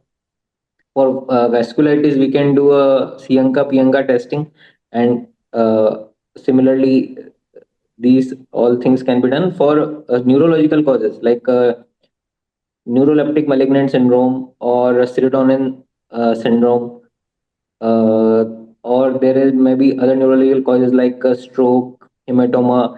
There is something called as the non-convulsive status epilepticus. So we will do an EEG, especially in CKD patient. It is very common. There is non-convulsive status epilepticus patient is drowsy. We do a EEG, we get a diagnosis. For neuroleptic malignant syndrome, if there is recent introduction of antipsychotics, or then it leads to neuroleptic malignant syndrome. If there is sudden, if and especially for serotonin syndrome, if there is a recent introduction of SSRIs along with the MAO inhibitors, it is commonly seen. So we have to withdraw these drugs. We have to see if the pupils are dilated in serotonin syndrome. There is hyperreflexia in serotonin syndrome. So we cannot accordingly proceed further. Yes, Dr. Amit, you very rightly mentioned. Here, one point in addition to what you said, linezolid we pulmonologists use quite frequently for our gram-positive cover in lung. So whenever patient is on SSRI or on antidepressant and linezolid is used, then linezolid has a potential to develop this serotonin syndrome. So whenever this patient we are dealing and have started linezolid, and then patient have gone 106 degree fever, then mostly if there is a temporal association after starting of linezolid within few days, this fever has been started, then we may be dealing with the serotonin syndrome that we need to keep in our mind. Now, Dr. Tony, very quickly, in any ICU, fever with abdominal pain and diarrhea. So another syndrome is fever with abdominal pain and diarrhea after few days of ICU stay, which commonly happens, and we in India we very commonly ignore this etiology. What should we have to check here and how to manage? Very commonly, antibiotic you're giving for the treatment itself will induce the diarrhea because you're killing the normal bacteria that is there in your intestine for digestion. So that also will end up in maybe GRD forming for having abdominal distension, other symptoms related to the abdomen. But if you feel initially, usually it will take 1 day or 2 days to have an onset once you start the antibiotic. And after that, if that happens, you usually have to add a lactobacillus component. I usually just add curd to the diet of the patients when they're being fed. Now, if the only issue is now, if despite doing that preliminary thing and still it is continuing the loose motion, and for example, it's becoming more and more watery, greenish, or bloody in nature, if there is a fever that is not responding to the obvious or the first line antibiotic and the antibiotics you have given, then you're still fine. Now you're finding an abdominal pain or a tenderness. If there is again now associated nausea and vomiting, despite giving treatment for stress ulcer and the GRD DPI medications, if there is again now a new WBC count rising in the CBC, then you have to always think about maybe an organism called Clostridium difficile, which is a second infection that usually comes in an ICU. But that is the problem is it is when you use extremely broad spectrum antibiotics, or you're giving for prolonged periods of antibiotic usage. Then along with it is a hospitalized patient, the older age patient, if the patient has any other comorbid issues like cancer, diabetes, and so that is obviously it's an immunocompromised state at that time. As also if you're using excessive PPIs and causing gastric acid suppression, then these things you have to correlate with having maybe a Clostridium difficile infection, for which obviously you have to first give a consultation to your concerned gastroenterologist to have a look at the patient. Immediately, if you want, if you're feeling the symptoms too much, you can immediately send stool for testing. You can do a PCR, you can do a GDH, glutamate dehydrogenase antigen, even a Clostridium difficile assay. Toxin assay is also available. Usually, it's very easy to do. If you send that within the next 1 day, you get the report if it is positive or not. If you are still not getting any of this positive, you still feel the symptoms correlating with that, you can always ask your gastro to do a colonoscopy to take more better samples. Now, if the gastro is not available or if you're getting anything immediately positive on these reports, usually you can start off the patient with a basic metronidazole, which will help resolve the symptoms. Even a vancomycin, also 125 mg per oral QID should be enough. If there is a more severe episodes of this, then you have to go for a higher dose of vancomycin, at least 500 QID or metro 500 TDS, and wait for the response. Along with that, you should also be sending the stools for normal other cultures also, if anything else turns up in that. Yes, thank you, Dr. Tony, for giving very precise answer. So C. difficile colitis, we need to check whenever the patient having a abdominal pain, diarrhea, and fever. Then we many times we ignore these pathogen. C. difficile colitis, we have to check, and we have to send proper investigation for that. And at least we can say at least 1 to 2 patients routinely every month or every twice a month we encounter such patients, and if it is not treated on time, we may have a colonic perforation and we may lose this patient. So we need to take care of this. We need to take this in our mind whenever there is fever, Abhishek, abdomen, diarrhea. Yes. one problem is that when your loose motion comes after a few days of treatment, even the patient bystander will start getting irritated that patient is having more and more side effects on the treatment. That's why you have to have a high index of suspicion to look for Yes. causative Yes. indicators. Okay. Yes. Thank you. So now, Dr. Ratna, madam. Uh, so catheter-related bloodstream infection or CRBSI and fever due to indwelling catheter or COTI. How to diagnose, measure to prevent, and when to treat? Very quickly, madam. Yeah. So see, we all go by the CDC definition for all these device-associated infections. So where there are definite criteria laid down when you have a blood culture positivity in presence of a central line or differential time to positivity, or if you do a semi-quantitative culture, we say it should be more than 10 to power 3. So there are certain criteria when we know that this is a most probably a CLBSI or a CRBSI. The same applies to when it's a VAP or when it's a COTI or a catheter-associated UTI, where there is frequency dysuria along with other like having fever, leukocytosis. So these are some of the things which laid down criteria from the CDC NHSN, which we follow for diagnosing the infections in these patients. And for prevention, we have bundles. We have something called the concept of the bundle. So we have a central line bundle, which has both an insertion and a maintenance bundle. We have catheter associated UTI bundles and ventilator associated pneumonia bundle. So these bundles, if they are properly implemented, we can definitely bring it down. They are not magic bullets that you will not have any healthcare associated infections, but definitely they help in reducing the acquiring of these device associated infections. Okay, thank you, madam. And very few words about antimicrobial stewardship in ICU because it is quite necessary and is mandatory from infection control point of view time. Yeah. So I think the very important aspect of antimicrobial stewardship is what we call AID model. That is antimicrobial stewardship with infection control stewardship and diagnostic stewardship. So diagnostic stewardship, when to send sample, right patient at the right time. And molecular diagnostics have a huge role to play. As I was telling before also, if you know it's a viral pneumonia and you're not suspecting any superadded bacterial infection, I think you can still hold on and have a review. Maybe I need not add an antibiotic for these patients. So it's important to make use of these molecular diagnostic methods.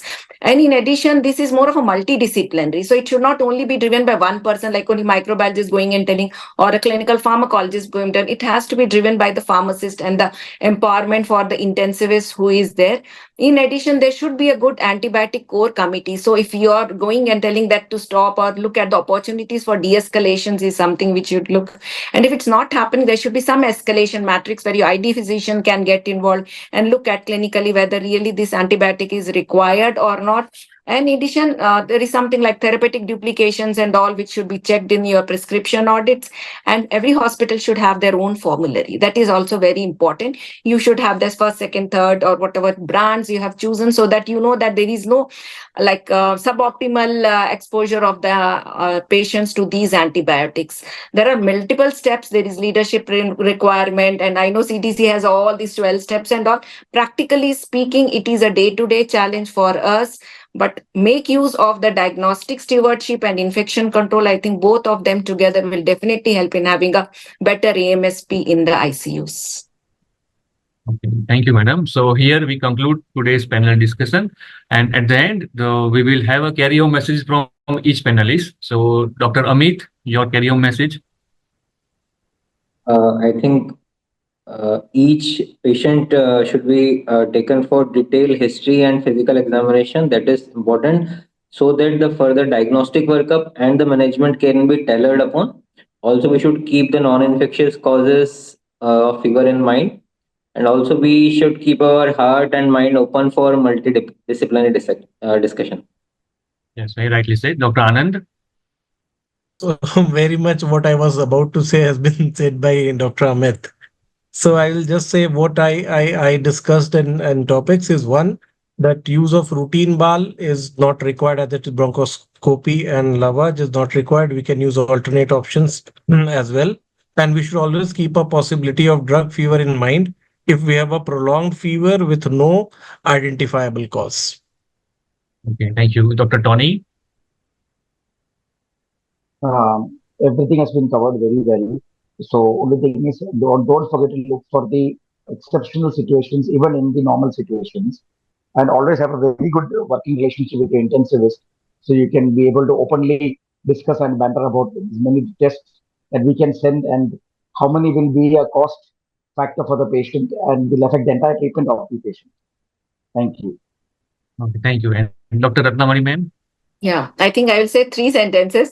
First thing is dialogue with the intensivist. For a microbiologist, I would say that we have to pick up a phone and talk to the intensivist or talk to the clinician to understand what, because we are not treating a report, we are treating a patient. So that is very, very important. So dialogue with the clinicians. The second is make use of the antibiotic policy which your institute sends and look at it at least for initial guidance, because that will definitely help you in knowing what are the common pathogens in your ICUs or in your institute, and make use of this standard and robust. It's not that any test can be used, but good syndromic and tested and validated molecular diagnostic tests for early diagnosis and having a pathogen specific therapy for these patients.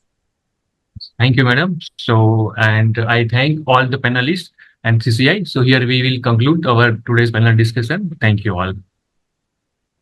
Thank you.